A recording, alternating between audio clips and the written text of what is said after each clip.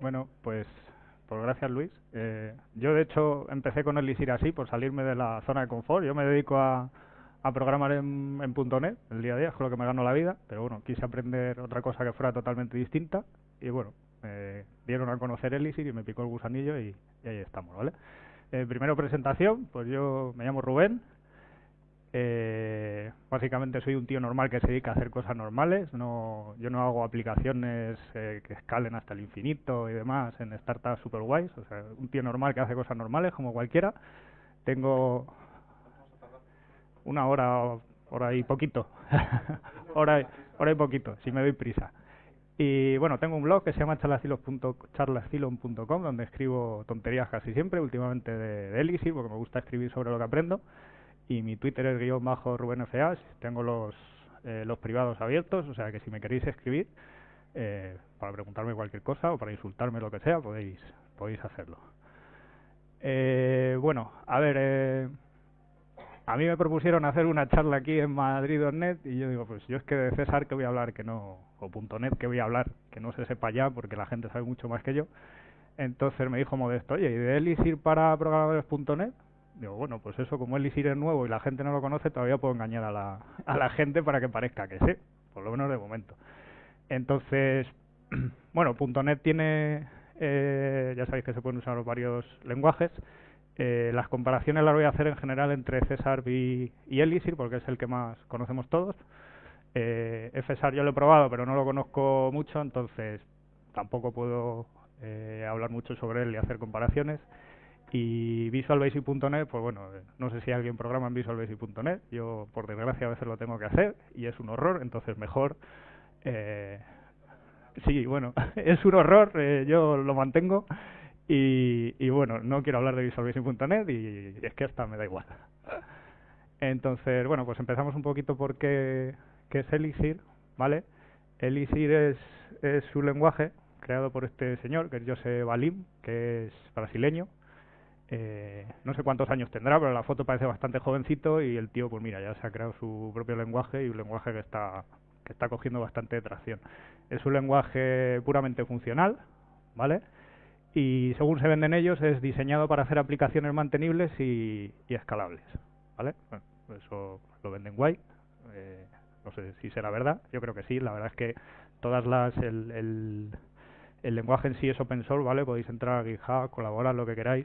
Tienen una lista de distribución donde la gente puede proponer ideas. Él es ¿cómo se llama? El dictador benevolente, el que decide lo que sí se hace con Elixir y lo que no se hace.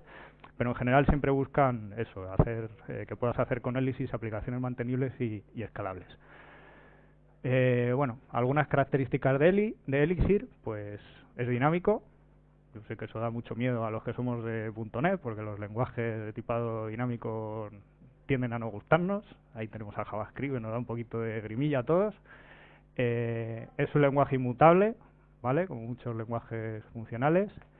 Las funciones son miembros de primera clase, es decir, que las podemos usar para pasarlas como parámetros, para asignarlas a variables y demás. Está bastante orientado, obviamente, a recursividad. Intentamos evitar los bucles, los loops, los for, los for each y nos usamos más la recursividad entre funciones. Y bueno, lo más importante es que Elixir corre sobre la máquina virtual de Erlang, ¿vale? La máquina virtual de Erlang no es nueva, lleva con nosotros desde 1986, con lo cual, aunque Elixir sea un lenguaje nuevo, corre sobre una máquina virtual que está súper probada, ¿vale? Está, no sé, los tíos que la crearon sabían lo que hacían. Desde 1986 un porrón de años y tiene muchos tiros pegadores de entonces. Entonces, aunque Elixir sea nuevo, estamos sobre hombros de gigantes, ¿vale? Bueno, entonces empiezo a explicaros un poquito cómo se organiza el código comparándolo con .NET. Bueno, esto ya conocéis todos César, ¿vale? Que se organiza en clases, tenemos un namespace, tenemos un métodos. En Elixir es diferente y el código se organiza en módulos, ¿vale? Luego los módulos pueden tener funciones que pueden ser públicas o privadas. Como no hay objetos, pues son los únicos dos modificadores que hay. Tenemos las funciones públicas que se puede hacer desde fuera del módulo y las funciones privadas que solo se puede acceder desde dentro. La sintaxis, como veis, es como Ruby, ¿vale? Si conocéis Ruby, pues la sintaxis es del estilo. El Josep Alim toda la vida programando en Ruby, entonces le ha metido una sintaxis del estilo, ¿vale? Que a los programadores de Ruby les suena mucho. En Elixir no hay namespace, ¿vale? No existe el concepto de namespace, pero sí existe una especie de convención en el que podemos nombrar a los módulos separándolos por puntos para organizarlos, ¿vale? Eso quiere decir que si escribimos sintaxis punto en nuestro IDE, en nuestro editor, si es bueno, seguramente nos ofrecerá a modo de namespace los módulos que tenemos en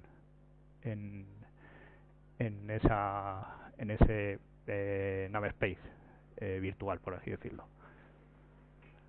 Vale, en César pues las clases tienen métodos, ¿vale? Los métodos en César se identifican por su firma, su signatura, se identifica por el nombre y los parámetros de entrada y su tipo. Entonces esto para César son dos funciones distintas por los tipos de entrada. Si quisiéramos hacer otro, aunque se llame igual, tendrían que ser tipos diferentes. Y en Elixir las funciones se definen por su arity, que en matemáticas es el número de parámetros que le entran a la función, ¿vale? Solo por el número. En este caso no se identifican por los tipos, porque como Elixir es dinámico, pues no sabemos qué tipo va a ser hasta que lo ejecutemos. Y bueno, esto lo veréis a menudo en el código de Elixir, es como él identifica las funciones. El compilador te dice, no existe la función tal, a lo mejor escribe decir la función sum/2, es decir, quiere decir que es la función sum que acepta 2 parámetros o la función sum que acepta 3 parámetros. Vale, como os contaba antes, pues en César sí hay namespace, y cuando tenemos pues muchas clases, muchos objetos y demás, pues todo lo intentamos organizar de una manera que quede empaquetado, ¿vale? Y sea fácil de utilizar. Aquí pues tenemos los típicos using, que luego podemos usar dentro del código, incluso haciendo la especie de alias ¿vale? En Elixir hay diferencias porque hay más sentencias de este tipo. No solo hay el using, bueno, no es el using como tal, pero hay alguno parecido. El primero que tenemos es el alias, ¿vale? Como os decía antes, no existe el concepto de namespace, entonces para acceder a las funciones de un módulo tendríamos que escribir toda la chapa, lo cual es un poco coñazo. Pero si defines un alias delante, lo podemos ejecutar solo con la parte final, ¿vale? O incluso lo podemos hacer mejor renombrando ese módulo como nos dé la gana. En este caso lo hemos llamado X y luego podéis llamarlo, ¿vale? Existe otra forma de hacerlo, que es el import, ¿vale? El import es parecido al alias, pero en este caso importamos las funciones dentro de nuestro módulo como si fueran funciones de nuestro propio módulo, ¿vale? Entonces, esta es el módulo enum, que tiene funciones para trabajar con colecciones, ¿vale? Y normalmente cuando queremos usarlo, pues tenemos que escribir enum.count, por ejemplo, que es la función que tiene para contar el número de elementos que hay dentro de una colección. Si estamos vagos, podemos hacer esto, que es import enum, es decir, importamos la librería enum dentro de nuestro módulo y ya podemos usar las funciones que tiene en nuestro módulo. Importante, aquí es una buena práctica, ¿vale? Usar el only para importar solo las funciones que vamos a utilizar dentro de nuestro módulo. Esto es por tener el contexto limpio, porque luego si no se nos pueden pegar los nombres de unas funciones y de otras. Entonces, lo suyo es importar solo con only las que vayamos a utilizar. En este caso el count, y el 1 es el count que tiene un solo parámetro, ¿vale? Si hubiera más, pues tendríamos que especificarle qué función count es la que queremos, ¿vale? Y luego ya, pues nos podemos quitar el enum. En este caso es un poco vaguería, porque tampoco, además queda más descriptivo poner el enum, pero bueno, lo podríamos hacer así. Hay otra sentencia que es require, que esta se utiliza para macros, ¿vale? El Elixir tiene macros, luego os hablaré un poquito de ellas. Y claro, el Elixir a la hora de usar macros tiene que primero expandirlas dentro de nuestro propio módulo a la hora de compilar. Entonces, para eso hay que usar require, ¿vale? Antes de usar la macro require que tiene esa función, hay que hacer un require. Un require, vale, o un use, ¿vale? Un use también está relacionado con las macros. Este es un ejemplo de un test, ¿vale?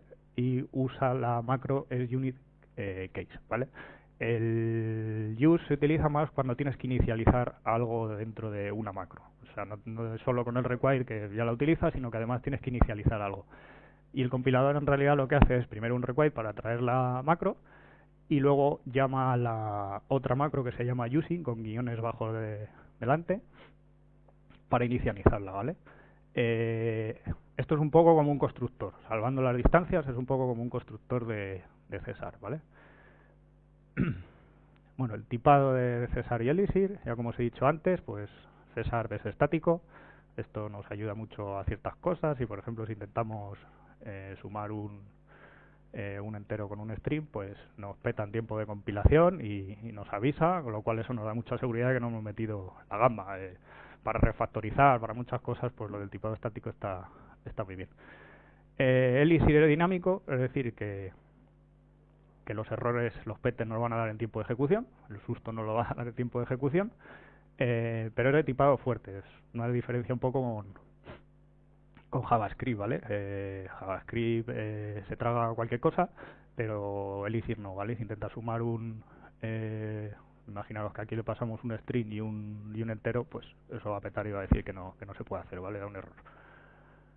Hay una cosa interesante en Elixir, interesante, me puede dar un poco de trabajo, que son los type specs. Es una manera de, en principio, documentar nuestras funciones, qué tipos usan y qué es lo que devuelven, ¿vale? Si veis el código de Elixir, el código fuente está lleno de type specs, estos los utilizan mucho. Y luego lo bueno también es que se pueden utilizar como herramientas como Dialyzer, que lo que son es una especie de lintern que te hace una comprobación de tipos en base a estos type specs.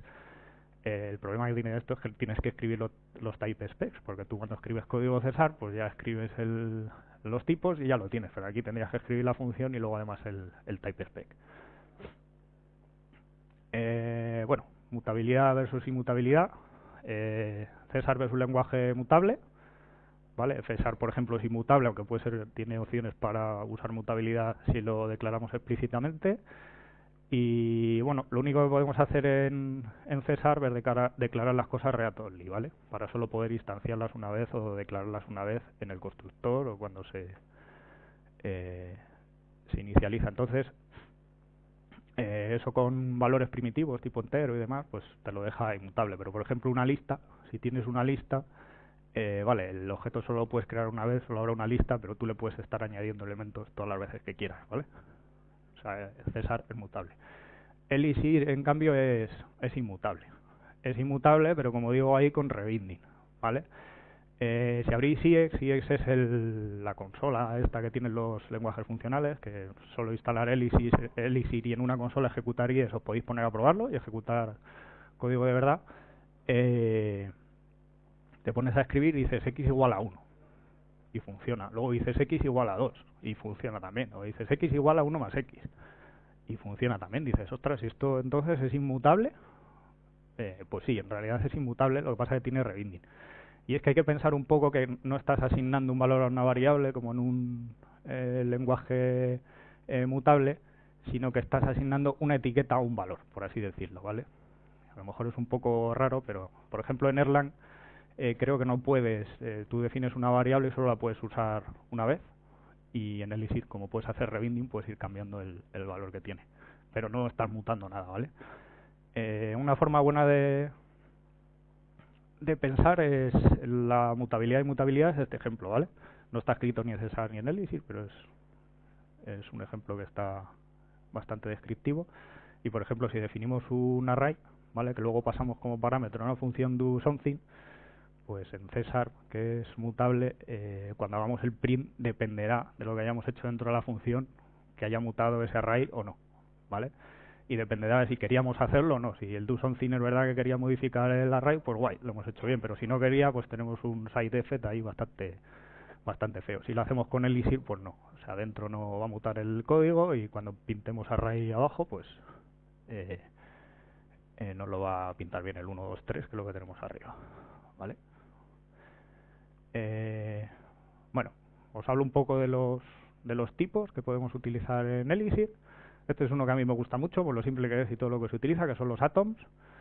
Los atoms son, por así decirlo, como constantes que se autodefinen, ¿vale? Entonces, cuando tú pones 2.1, estás definiendo una constante, que es el 1 string, y eso lo bueno es que es autodefinida y es igual para todo el código de Elixir. No la tienes que definir en los módulos, sino cuando tú pongas 2.1 en cualquier parte del código de Elixir, pues es la misma constante para todos. Todo es igual, y luego hay, por ejemplo, una función que te convierte en un string a atom y puedes comprobar que es igual. ¿Vale? A mí esto me gusta mucho porque se usa mucho en Elixir y da mucha claridad al código, y son muy simples. En Elixir también tenemos listas. Tenemos listas. Las listas se definen con corchetes y pueden tener cualquier elemento dentro, da igual el tipo que sea, ¿vale? Es algo que podríamos hacer con César, por ejemplo, si declaramos una lista de tipo object y metemos lo que queramos dentro. No sé si tiene mucho sentido, pero se puede hacer. Y bueno, las listas se pueden concatenar con el más, le puedes restar elementos con el menos menos y esas cosas. En Elixir también tenemos tuplas, ¿vale? Las tuplas se definen como corchetes y las tuplas se utilizan para agrupar elementos relacionados, ¿vale? Las tuplas se pueden... aquí, por ejemplo, declaramos una tupla, que la metemos dentro de result, y la tupla la podemos deconstruir, ¿vale? Sacamos la tupla result que hemos guardado antes y lo metemos en otras variables. Este es, como dice alguna gente, el operador me la pela, ¿vale? Porque da igual lo que pongamos ahí, que no nos interesa, y luego las podemos usar, ¿vale? Esto, por suerte, nos lo han traído a César, en César 7, porque antes usábamos tuplas de esta manera, no sé quién las usaba porque eran un maldito infierno, y nada, las declarabas y luego tenías que acceder a los valores sobre ellos con ítem 1, ítem 2, ítem 3, y luego no te acordabas de que habías metido en el ítem 1, en el ítem 2. Así que al final todos hacíamos clases y devolvíamos objetos de ese tipo y a correr. Y ahora, por suerte, las han mejorado mucho y podemos hacer cosas parecidas a Elixir.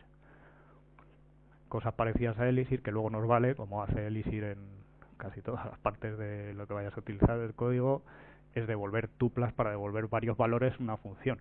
Esto a la gente de César le asusta, porque devolver varios valores una función es como dices, ¿cómo puede ser que devuelvas varios valores? O sea, es algo que no debería hacerse. Bueno, yo creo que tiene su utilidad, porque hay veces que te ves en la necesidad de devolver varios valores y ¿qué haces? Pues te creas una clase para devolver un objeto de ese tipo y a lo mejor es una clase que vas a usar una sola vez.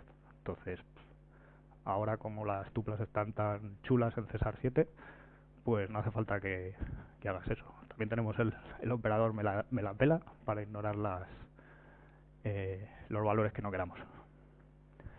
Vale, en Elixir también tenemos listas clave-valor, que son un poco como los diccionarios, que es la forma, en teoría formal de definirlos así, pero es un poco coñazo porque tienes que hacer tuplas con su clave, con su valor, con su clave, con su valor.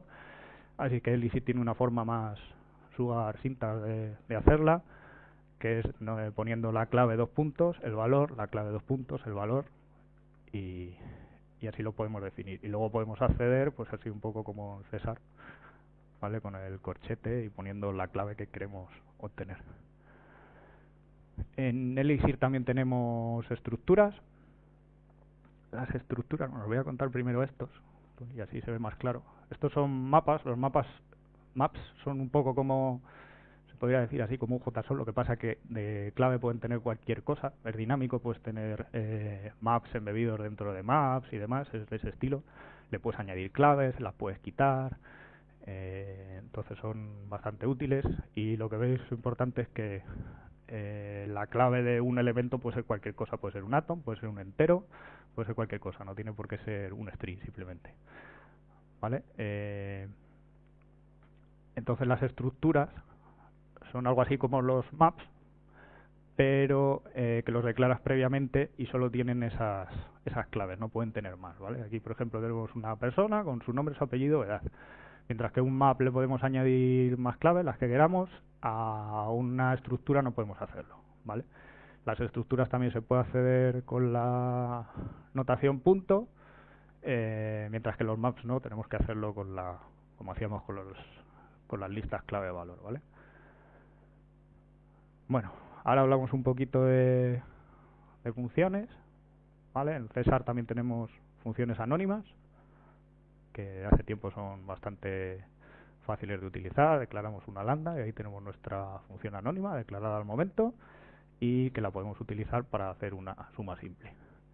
En Elixir la función anónima pues es prácticamente igual, cambia un poco la sintaxis, pero la idea es la misma, ¿vale?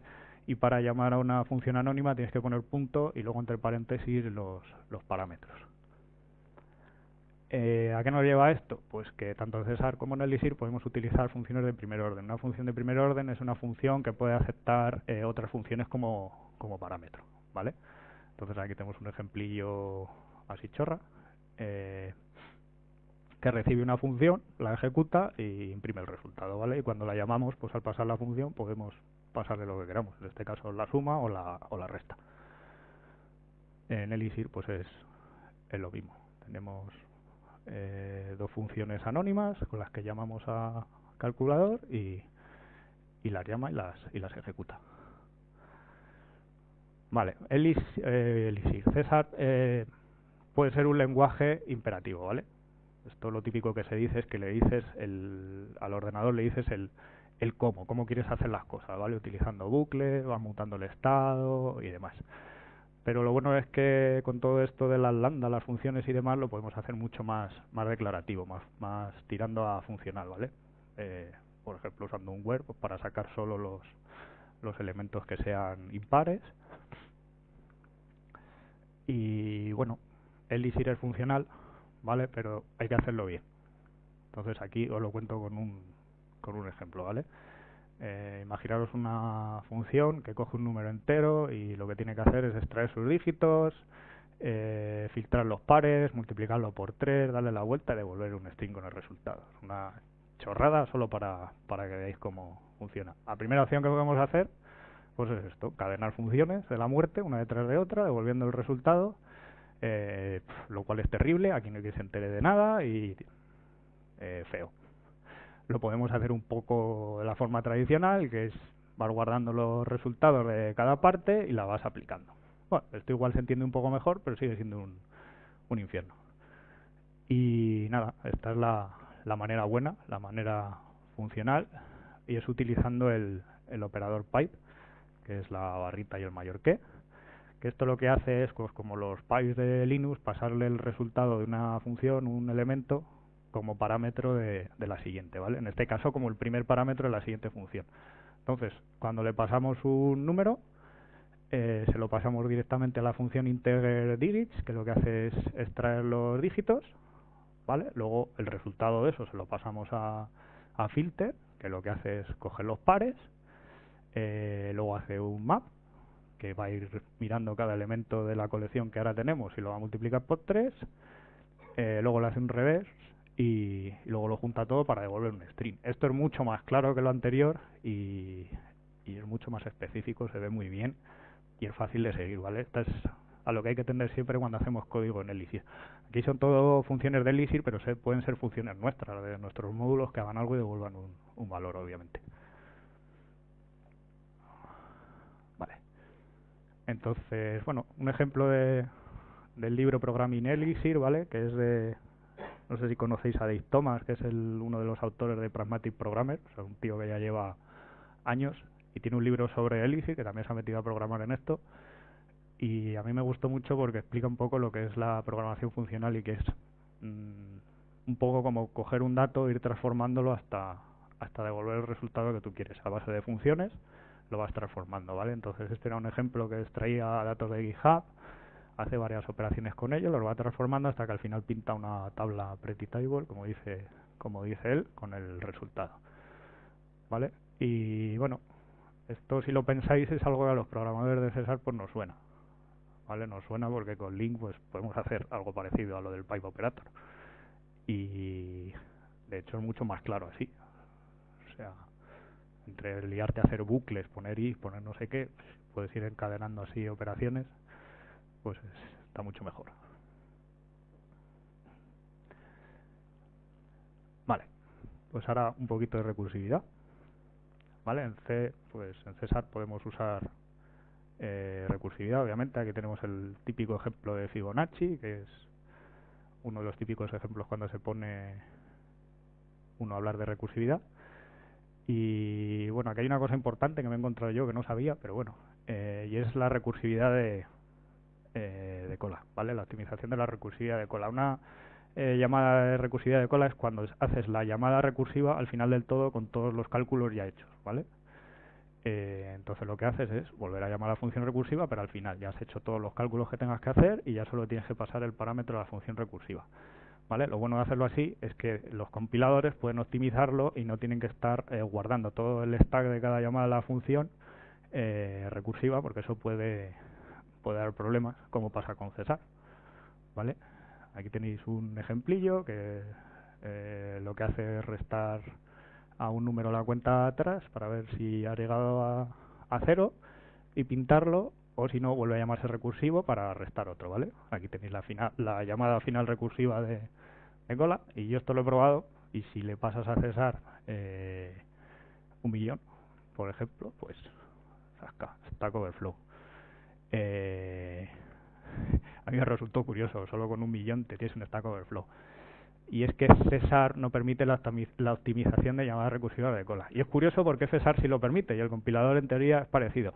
Ahora bien, investigando parece ser que en 64 bits, si compilas tu código para 64 bits, sí que lo hace. Yo lo he probado en Linux y no me ha funcionado. No sé si en Windows sí que lo hará, no lo sé. Yo creo que es algo del compilador en alguna versión en concreto que sí que lo hace bien, pero bueno, es algo a tener en cuenta.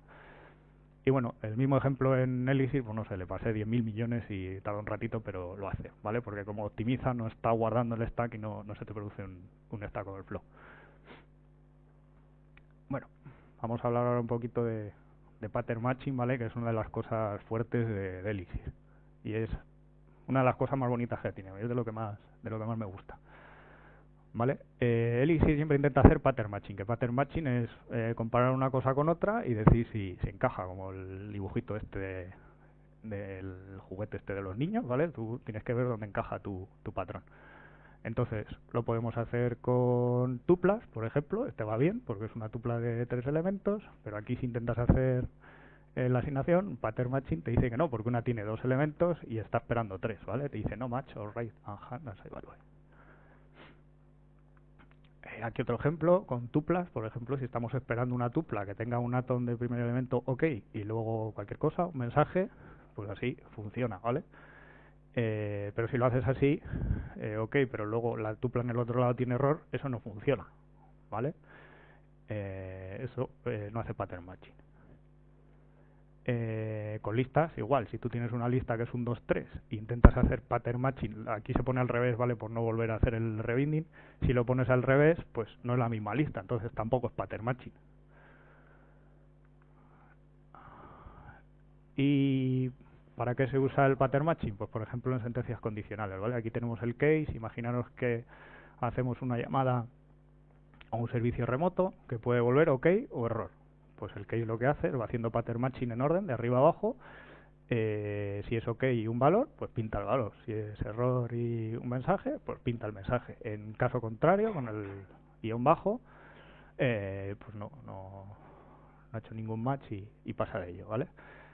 Pero donde de verdad brilla el pattern matching, donde Elixir lo lleva un poco más allá, es porque lo usa directamente con funciones, ¿vale? Aquí, por ejemplo, tenemos en teoría la misma función, ¿vale? Que se llama getMessage, solo recibe un parámetro, entonces en teoría es la misma función. Pero podemos usar cláusulas de guarda para que el pattern matching vaya eligiendo entre una u otra. ¿Vale? Va buscando, dice, bueno, el número que hemos pasado es 0, entonces pintamos hello world. Pasa a la siguiente si no es así, si es 1 pinta otra cosa y si es 2 pinta otra cosa. Y luego, pues lo típico es poner al final una cláusula más general que se trague todo, ¿vale? Para, en el caso de que no se produzca lo anterior, siga. Aquí otro ejemplo también, que podemos aceptar tuplas, imaginaros otra historia de calculadora, ¿vale? Entonces, depende del primer elemento, el pattern matching, pues si es sum, si es res, si es multo, si es diff, va a hacer una cosa o va a hacer otra, ¿vale? Y en el caso de que pasemos cualquier otra cosa, pues va a devolver una tupla con un error diciendo que operación no válida. También podemos usar el pattern matching para hacer recursividad, ¿vale? Aquí tenéis un ejemplo en el que el primer caso es si recibimos una lista vacía. Esto lo que hace es sumar los elementos de una lista, ¿vale? Si el primer caso es una lista vacía, pues es 0, ¿vale? El segundo caso es una lista que solo tenga un elemento que podemos sacar en el head y el resto es una lista vacía, así que podemos devolver el head. O el último caso, que es una lista que tenga más de un elemento, ¿vale? Entonces lo podemos separar y podemos hacer la suma. Esto va siendo recursivo y al final te devuelve la suma de todo. También podemos hacer pattern matching con estructuras. Aquí un ejemplo típico juego de rol en el que tienes un jugador que ataca y otro que defiende, ¿vale? Entonces, por ejemplo, si el jugador que ataca está muerto, ¿vale? A la if false, entraría por aquí y diría, pues, oye, que un jugador muerto no puede atacar. Y en el caso de que sea el jugador al que ataca que esté muerto, pues oye, tampoco puedes atacar a un jugador muerto. Y esto, pues, como es pattern matching, lo va haciendo así. Y está guay porque en lugar de llenar todo el código de condiciones de que hagas una cosa o hagas otra, pues lo puedes hacer así, queda mucho más elegante y bonito. Bueno, aquí otro ejemplo. Entonces, bueno, el pattern matching de Elixir en funciones está guay y conviene usarlo, ¿vale? Aquí, por ejemplo, tenemos un típico ejemplo de feedback, ¿vale? Ya seguro que lo conocéis.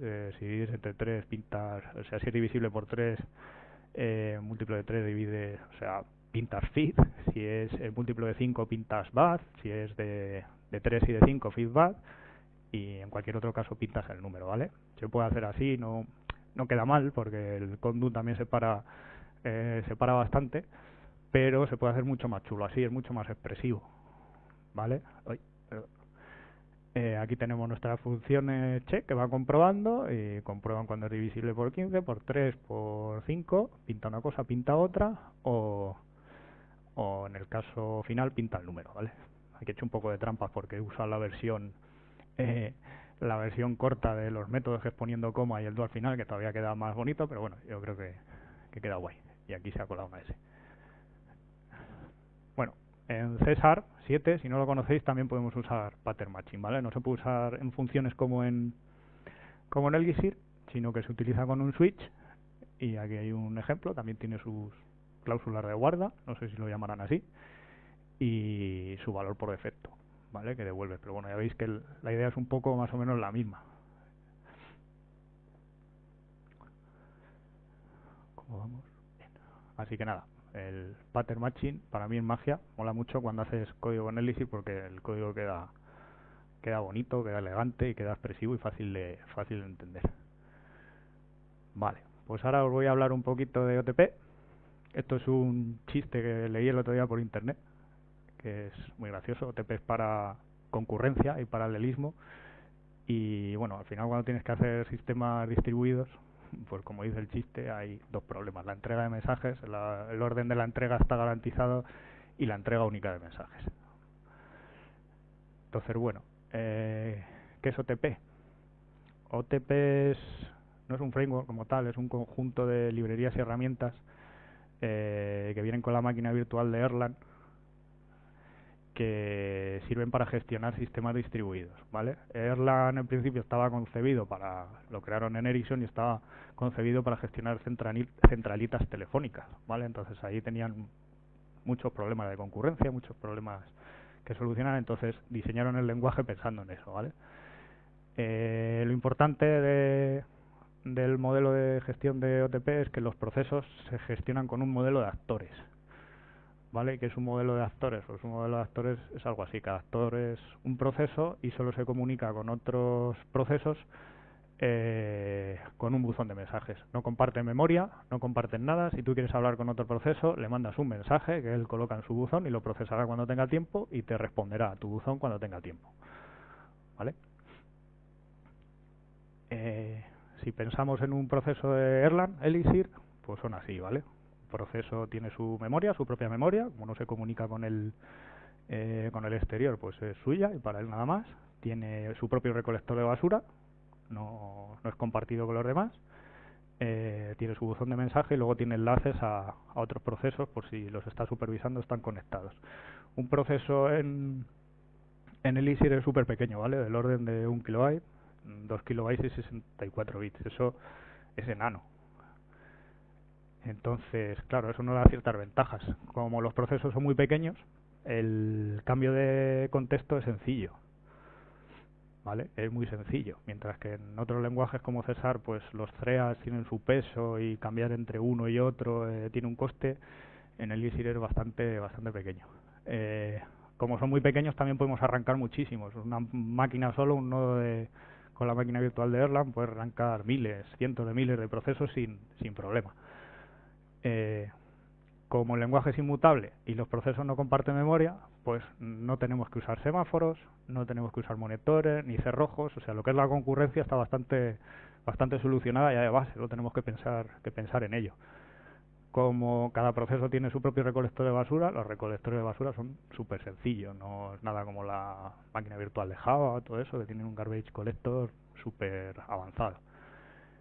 Y bueno, como cada proceso es independiente, pues un proceso no puede bloquear a otro. Esto en teoría, porque luego sí se pueden dar casos en el que si tienes ciclos entre procesos uno deje pillado a otro, pero es bastante difícil conseguirlo. Se puede, yo creo que si lo haces a propósito se puede, pero es difícil. ¿Cómo se organizan cuando tú arrancas procesos en Elixir, cómo se organizan? Pues tienes una aplicación, ¿vale? Que son los circulitos azules, y la aplicación puede arrancar uno o varios supervisores. Los supervisores son procesos que lo que hacen es supervisar otros procesos, ¿vale? Su comportamiento. Entonces el supervisor está ahí vigilando para ver lo que pasa a los procesos y si alguno termina de forma inesperada, pues dependiendo de la estrategia puede hacer una cosa u otra. ¿Vale? Esto está sacado de un libro que se llama Designing for Scalability with Erlang OTP, que está muy bien. Es de Erlang, no es de Elixir, pero cuenta lo que es OTP muy bien. Entonces, bueno, hay varias estrategias para los supervisores, para gestionar los procesos. Esta, por ejemplo, es el One for All, que quiere decir que si un proceso que está supervisando termina inesperadamente, pues el supervisor los liquida a todos y los vuelve a arrancar. Este es el One for One, que lo que hace es si muere un proceso, pues deja morir ese y lo vuelve a arrancar, ¿vale? Y los otros los deja como estaban. Y este es el Rest for One, que suena como la cama esa que anunciaban antes, Rest for One. Bueno, y este es que si muere uno, mata todos los procesos que hubiesen empezado después de ese proceso, ¿vale? Que hubiesen sido iniciados después de ese proceso, ¿vale? Como muere este, pues mata también ese y los vuelve a ejecutar. Entonces, bueno, todo depende de lo que queramos conseguir, pues elegimos una estrategia, elegimos otra para nuestros supervisores. Vale, en Elixir, igual que en César, se puede capturar excepciones, ¿vale? Pero se usa mucho un concepto que es file fast. ¿Y esto qué quiere decir? Pues que como los procesos cuestan tan poco, son tan poco pesados y es tan fácil arrancarlos y gestionarlos, pues a veces no interesa ni capturar excepciones. Dejas el proceso morir y lo reinicias, ¿vale? Esperando que se solucione el problema, que muchas veces es así, reiniciando el proceso se va a solucionar. Si aún así hay alguna excepción que tengas que controlar, pues se puede hacer. Pero bueno, siempre hay que intentar pensar un poco en el file fast y intentar que lo haga él solo. Bueno, ahora os voy a enseñar un ejemplito de GenServer. GenServer, los procesos en Elixir, igual que en Erlang, los puedes arrancar a mano, escribes ahí, tal, la consola y ejecutas los procesos. Pero existe una abstracción que se llama GenServer, que es una forma de arrancar procesos en Elixir. ¿Vale? Entonces, otra calculadora, soy muy original para eso. Y si imaginaos que queremos crear un proceso que es una calculadora que tiene un valor en ese momento y según las operaciones que se le pasen al proceso, pues irá incrementando, dividiendo, restando, lo que queramos, ¿vale? Hay dos tipos de llamadas en los GenServer. Una son las handleCAD, que son síncronas, ¿vale? Aquí vemos 3 ejemplitos. Esto pensar que es pattern matching, igual que siempre, depende de lo que entre, va a pasar por uno o por otro. Y bueno, lo que tiene la llamada síncronas es que devuelven un valor al momento, ¿vale? Aquí lo que tenemos es tenemos un estado que tiene el GenServer, ¿vale? Que es donde se está guardando el valor que tiene la calculadora en ese momento y hace la operación que corresponda y devuelve el valor, ¿vale? Que corresponda. Luego hay otras que son las handlecast que son asíncronas, ¿vale? Estas no devuelven, tú se lo mandas, él hace la operación o no, o lo que sea, pero es asíncrono, entonces no nos devuelve un resultado.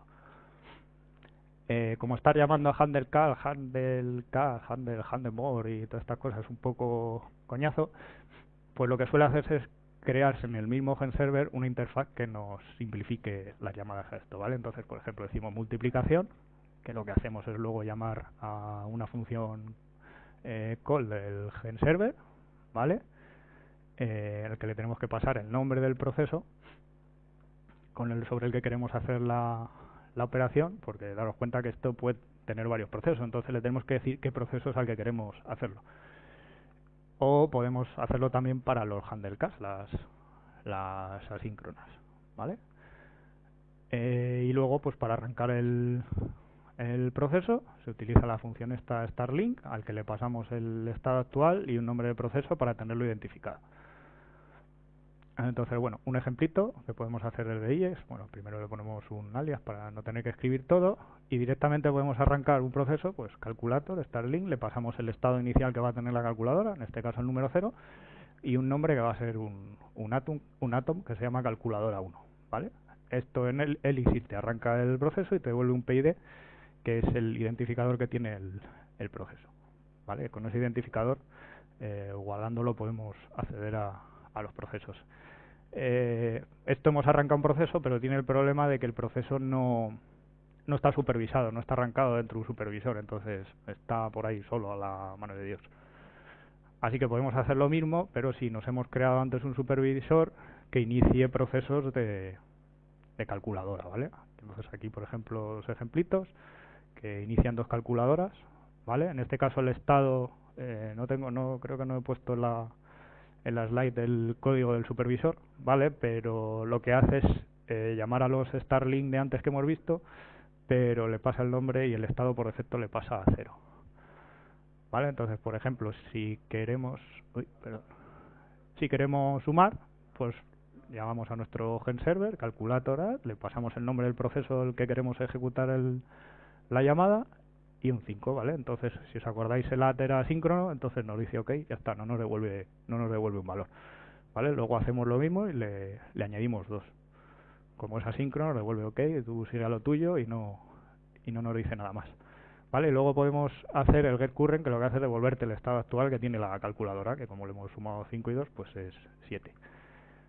Podríamos hacer lo mismo con el otro proceso que hemos arrancado, que es calculadora 2, que podemos sumar, que es asíncrono y no hace nada, o podemos multiplicar, que es síncrono y sí que nos devuelve un valor al momento, ¿vale? Entonces, bueno, esto es una función que tiene Erlang que se llama observer, ¿vale? Que sirve para ver el árbol de supervisión de nuestras aplicaciones, ¿vale? Entonces tenemos una aplicación, la bolita azul que teníamos antes en el diagrama, que se llama Madrid.net, que tiene arrancado un supervisor y dentro de los procesos que se llaman calculadora 1 y calculadora 2. Esto lo bueno es que puedes entrar en cualquier proceso, ver su estado, ver cómo tiene el buzón, ver el estado que tiene, es súper útil. Incluso puedes matar procesos, arrancarlos, es muy visual y se ve muy bien. Metaprogramación. Vale, esto es algo que a lo mejor nos suena un poco raro a los de César porque es algo que no tenemos. Y la idea es con macros que podemos extender el lenguaje, ¿vale? Una macro es código que escribe código. Y así podemos hacer, si el lenguaje tiene algo que le falta, que echamos de menos, pues lo puedes extender, lo cual está muy bien. Importante, la primera regla de las macros es no escribir macros, ¿vale? Las macros no son fáciles de escribir, es fácil cometer errores, entonces cuando vas a escribir una macro, pues lo mejor es asegurarte de que la necesitas, ¿vale? Si lo puedes hacer con una función, pues a lo mejor no debes complicarte la vida y mejor no usar la macro. Las macros se basan en el AST, en el Astra Syntax Tree, ¿vale? En César tenemos el expression, que es igual para acceder al árbol de expresión de César, de alguna función o lo que queramos, no sé si lo habéis usado alguna vez. Y en Elixir es un poco parecido, solo que representa los árboles de expresión como estructura de datos. Es decir, así, ¿vale? Si hacemos un quote do es la sentencia que se utiliza para sacar el árbol de expresión de un código de Elixir, ¿vale? Entonces tiene 3 elementos. El primero es un atom con la llamada a la función, otra tupla, ¿vale? En el caso de que sean varias funciones, van a ir yendo anidadas. Tenemos metadatos sobre la expresión en concreto y luego una lista de parámetros que es al final. Un ejemplo un poco más complejo, si haces un quote do de esa operación matemática, pues como lo va a representar Elixir en ST, pues es así, ¿vale? Este ejemplo está sacado del libro Metaprogramming Elixir, que está muy bien también, habla todo de macros y es muy interesante. Entonces, por ejemplo, imaginaros que queremos crear un ULES, como se diga, que nuestro lenguaje no tiene. De hecho, Elixir no lo tiene, ¿vale? Entonces, que lo es el típico, pues cuando hagas un node, cuando sean diferentes, entrar dentro del bloque. Pues la macro se definiría así: dentro de un módulo, le dices un def macro, como la quieres llamar. El primer parámetro es la expresión, es decir, el igual 2 igual a 5 que veíamos antes, y el bloque es lo que vas a hacer en el caso de que esa expresión se cumpla. Entonces, usando el quote do, lo que hacemos es decir, vale, si no se cumple la expresión, ¿vale? Para una expresión que viene de fuera de la macro tienes que usar el unquote, entonces hacemos el unquote del bloque, ¿vale? Para pintarlo, y si no, pues no hacemos nada. Esto lo que hace Elixir a la hora de ejecutarlo, pues va expandiendo las macros, ¿vale? El primero ULER dice, es una macro, pues la tengo que expandir, ¿vale? Lo que genera es esto. Y resulta que if también es una macro, porque Elixir no tiene if, es una macro dentro del propio lenguaje. Así que también la expande y al final lo que hace es un case, ¿vale? Que es lo que en realidad sí existe de base en Elixir. Y bueno, ahora contaros un poquito de algunas herramientas extras que tiene Elixir, ¿vale? Para programar. Primero es Unit, que es un framework para testing, ¿vale? Que viene incorporado. Y bueno, que tiene una cosa curiosa, a mí me resultó curiosa. Imaginaos una función que suma, yo todo lo hago con suma, y con cláusula de guarda pregunta si es un número, o sea, si los dos son números, si no, no entra por ahí, ¿vale? Y luego hay otro caso, que sería este, es en el caso de que los números sean otra cosa que no sean números, ¿vale?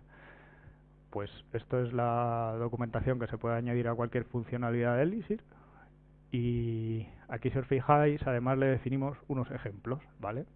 Que aparte de quedar a modo documentación queda súper claro, esto luego el framework de test lo convierte en test y lo ejecuta. Es decir, aquí dentro de la documentación tendrías 3 tests que luego son ejecutables y van a funcionar, simplemente documentando la función, lo cual es curioso.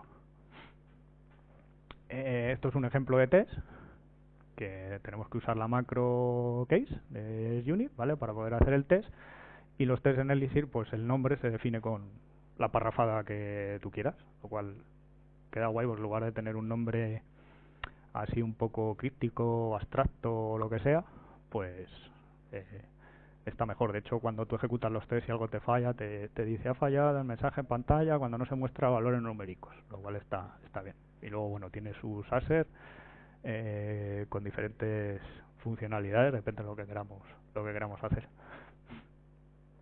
Otra cosa interesante que tenemos en Elixir es X, que X es el gestor de paquetes de Elixir, un poco como Nugget. Es válido tanto para Elixir como para Erlang, ¿vale?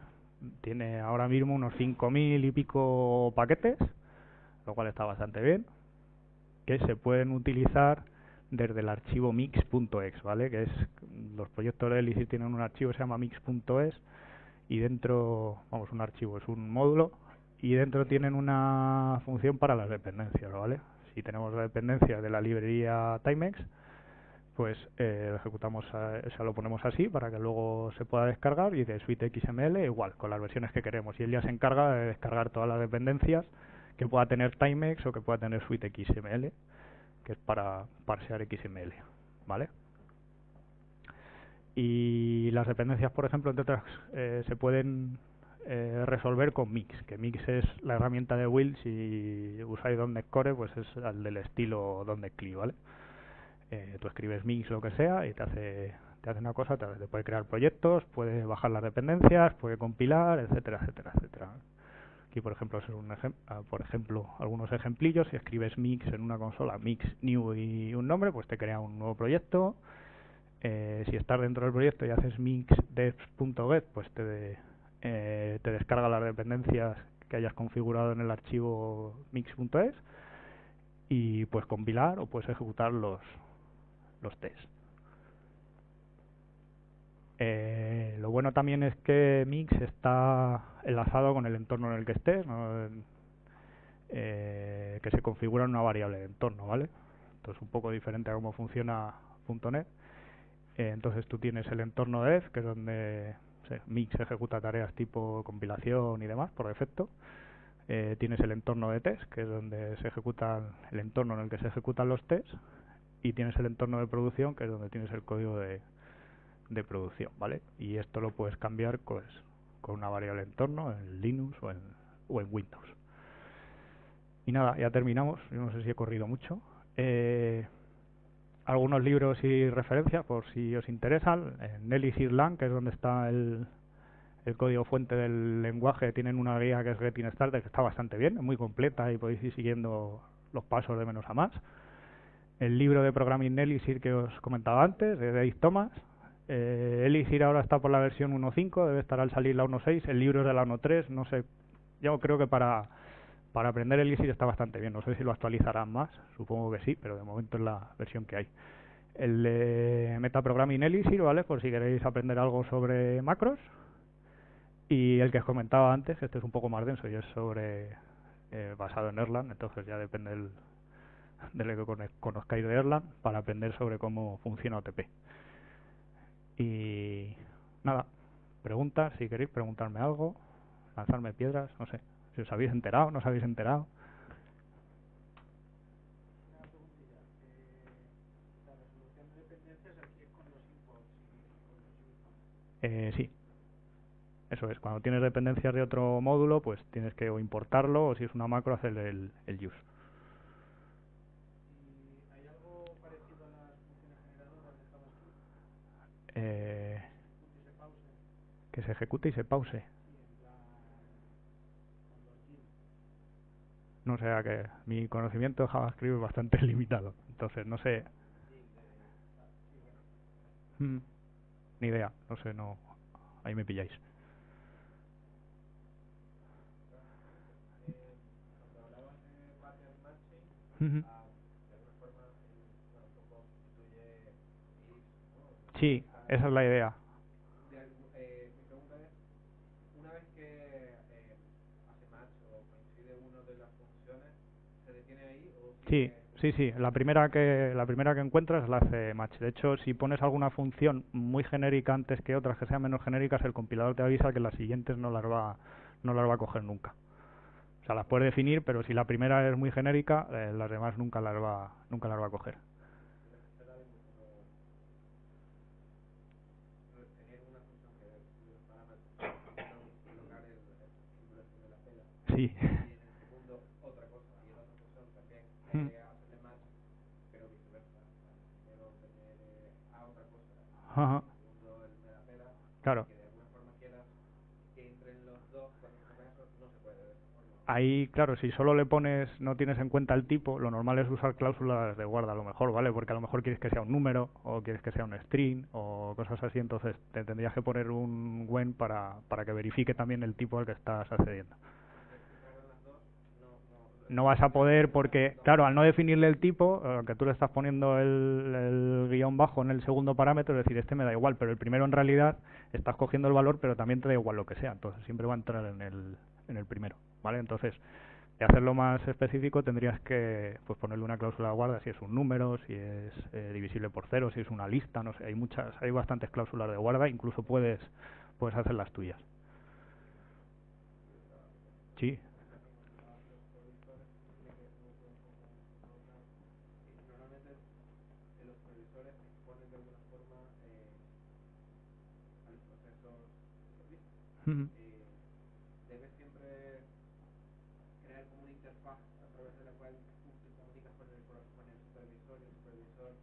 En realidad eso es ajeno a ti, o sea, los supervisores arrancan los procesos y luego es la máquina virtual la que se encarga de gestionar los procesos. El ejemplo del GenServer que yo ponía, lo de la interfaz, es por simplificar un poco y no estar llamando a los handle call y al handle call directamente, que es un poco coñazo, pero tú imagínate que tienes, no sé, una aplicación web, tienes un supervisor y cada petición web que arrancas un GenServer de estos, ¿vale? Con sus funciones.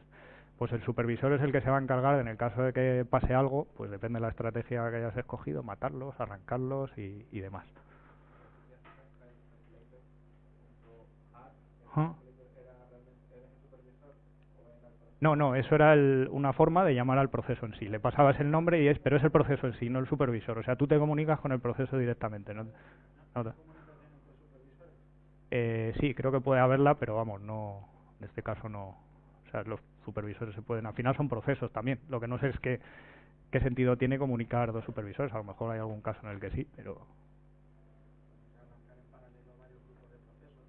es que para eso tienes el orden superior, que es la aplicación, ¿vale? La aplicación es la que arrancan los supervisores y los supervisores luego son los que gestionan los procesos. Los pueden arrancar cuando arranca la aplicación o se pueden arrancar dinámicamente, como hemos hecho en el ejemplo.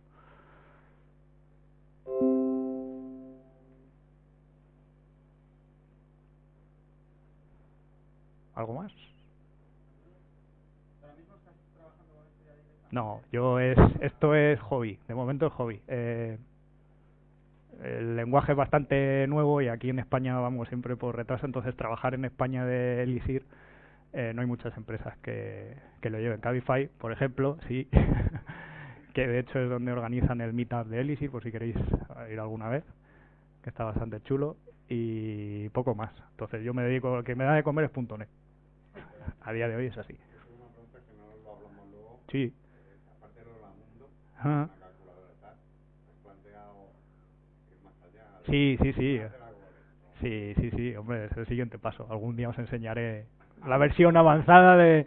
Sí, o sea, yo no me voy a quedar en el Hola Mundo, o sea, a mí me ha picado el gusanillo y quiero seguir con Elixir, incluso quién sabe algún día dedicarme profesionalmente a Elixir, pero bueno, esto va por fases, también tengo hijos, entonces no es fácil hacerlo, pero bueno, yo sí sé que hay bastantes empresas que lo están utilizando en producción, es decir, yo creo que la cosa es seria. De hecho, como la sintaxis es de Ruby, hay un framework de framework web que se llama Phoenix, está trayendo a muchos desarrolladores de Ruby, ¿vale?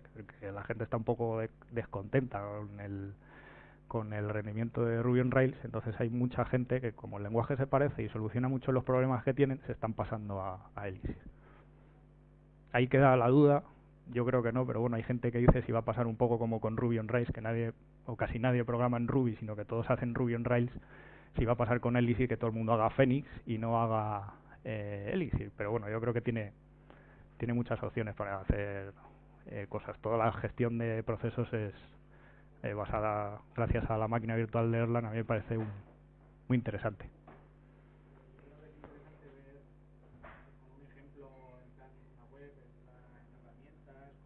Uh -huh. Uh -huh.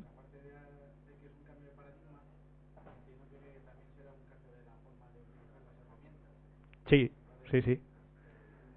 De hecho, herramientas ya ahí depende lo que quieras usar. Puedes usar Visual Studio Code para programar en Elixir. Yo uso Emacs, Spacemacs en concreto. No sé, lo recomendaban por ahí, empecé a probarlo, se me quedaron los dedos así. Pero la verdad es que ya que cambias el paradigma y pasas de Visual Studio a usar Emacs y tal, pero luego le vas cogiendo el gustillo y la verdad es que está bien. Tiene para Elixir no sé cómo decirlo, es una especie de servidor por detrás que se llama Alchemist, que te ayuda mucho a programar en Elixir. Te hace pues autocompletado, te saca las funciones, puedes saltar entre el código, está muy bien.